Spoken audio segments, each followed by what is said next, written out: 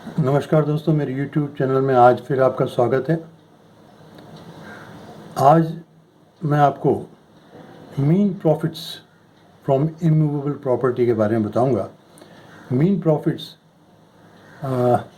Civil procedure code 1908 के section 2 sub section 12 में परिभाषित है। इससे पहले कि मैं ये वीडियो शुरू करूं, मेरी आपसे प्रार्थना है कि आप मेरा ये वीडियो अंत तक देखें ताकि कोई महत्वपूर्ण जानकारी आपसे मिस आउट ना हो जाए।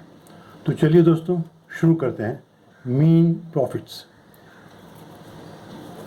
सेक्शन 2 सबसेक्शन 12 सीपीसी की ये कहती है, mean profits of property means those profits which a person in wrongful possession of such property actually received or might with ordinary diligence have received therefrom, together with interest on such a property, on such profits, but shall not include profits due to any improvements made by the person in wrongful possession of such property। ये तो अंग्रेजी में हुआ उसका परिभाषा, और हिंदी की परिभाषा क्या कहती है वो भी सुन लीजिए। संपत्ति के अंतःकालीन लाभ मीन्स प्रॉफिट। संपत्ति के अंतःकालीन लाभ से ऐसे लाभों पर ब्याज सहित वे लाभ अभिप्रेत हैं, मतलब इंटेंडेड हैं, जो ऐसी संपत्ति पर सदोष कब्जा अनलॉफुल पोजेशन रखने वाले व्यक्ति को उसे वस्तुतः मतलब एक्चुअली प्राप्त हुए हों, या जिन्हें वह सामान्य तत्परता ऑर्डिनरी डिलीजेंस से प्राप्त कर सकता था, किंतु सदोष कब्जा रखने वाले व्यक्ति द्वारा किए गए इम्प्रूवमेंट्स अभिवृद्धियों के कारण हुए लाभ मीन्स प्रॉफिट के अंतर्गत नहीं आएंगे। तो दोस्तों, ये तो थी परिभाषा। अब हम इसकी थोड़ी व्याख्या कर लेते हैं। पहली तो यह है कि मीन प्रॉफिट्स हमेशा इमूवेबल प्रॉपर्टी के लिए ही क्लेम के होता है। मीन प्रॉफिट्स प्लस उस पे होने वाला इंटरेस्ट, वो सिर्फ अपन जो है मतलब वो जो है सिर्फ इमूवेबल प्रॉपर्टी पे ही क्लेम किया जा सकता है, मूवेबल प्रॉपर्टी पे क्लेम नहीं किया जा सकता। दूसरा ये है कि इसका पीरियड कब तक का मीन प्रॉफिट हम क्लेम कर सकते हैं। तो उसका यह है कि जो अनऑथराइज कब्जा, अनलॉफुल पोजेशन जितने पीरियड का है उतने ही पीरियड का आप प्रॉफिट्स प्लस इंटरेस्ट क्लेम कर सकते हैं। मान लीजिए कि कोई मतलब अनलॉफुल पोजेशन जब तक किसी व्यक्ति के पास है 1 साल 2 साल, तो उतने ही पीरियड का उसको अपने ऑनर को, मकान मालिक को, उतने ही पीरियड का लाभ और लाभ पर होने वाला ब्याज वो मालिक को देना होगा, उसके लिए वो बाध्य है।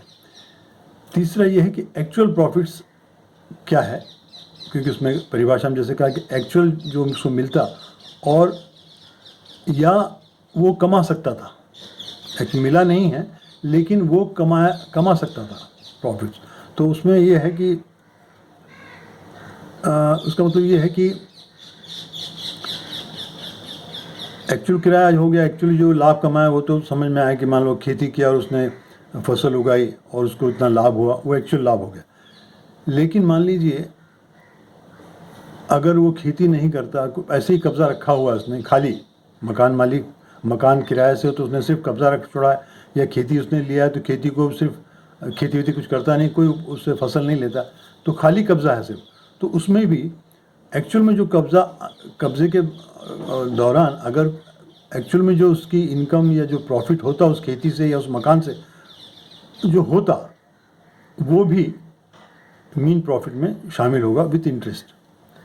जैसे कि मान लीजिए, इसमें उदाहरण मैं पेश करूं कि मान लीजिए कि मेरी खेती पे किसी ने कब्जा कर लिया है, 1 साल तक वो उस खेती पे रहा, कब्जा कर लिया, मैं उसे बार बार कहता रहा खाली करो खाली करो, खाली नहीं किया, तो 1 साल तक वो वहाँ रहा और उसने मान लीजिए 1 साल में 1 लाख का उस खेती से मुनाफा कमाया। तो वो 1 लाख का जो उसने मुनाफा कमाया है वो मीन प्रॉफिट हुआ, और जिसको कि मैं उससे कोर्ट द्वारा क्लेम कर सकता हूँ। एक तो स्थिति ये होगी। और मान लीजिए उस कब्ज़ा उसके पास है, लेकिन उसने कोई उस कब्ज़े से लाभ नहीं लिया, मतलब उस खेती पर ना उसने खेती की और ना कुछ किया, जस्ट सिर्फ उसके कब्ज़े में थी। तो ऐसे में 1 साल तक का जो भी लाभ होता, जो सामान्य व्यक्ति अपनी सामान्य बुद्धि से जो उसमें अनाज उगाता, फसल लेता, वो जो फसल वो लेता, तो वो प्रॉफिट्स और इंटरेस्ट भविष्य के वो भी इसमें शामिल है। और चौथी स्थिति आती है कि रॉन्गफुल पोजीशन में मीन्स प्रॉफिट कब अप्लाई नहीं होगा। मतलब इसके एक तो ये कि जितने भी गवर्नमेंट के ड्यूज़ हैं, अगर मान ली खेती है तो खेती पे लगान दिया उसने, तो वो मीन प्रॉफिट से डिडक्ट हो जाएगा। या कि मकान किराए के मकान वाली बात है, तो उसमें जो उसने गवर्नमेंट को टैक्सेस दिए हैं, प्रॉपर्टी टैक्स हैं या अन्य टैक्स, वो उसमें शामिल मीन प्रॉफिट में नहीं होंगे।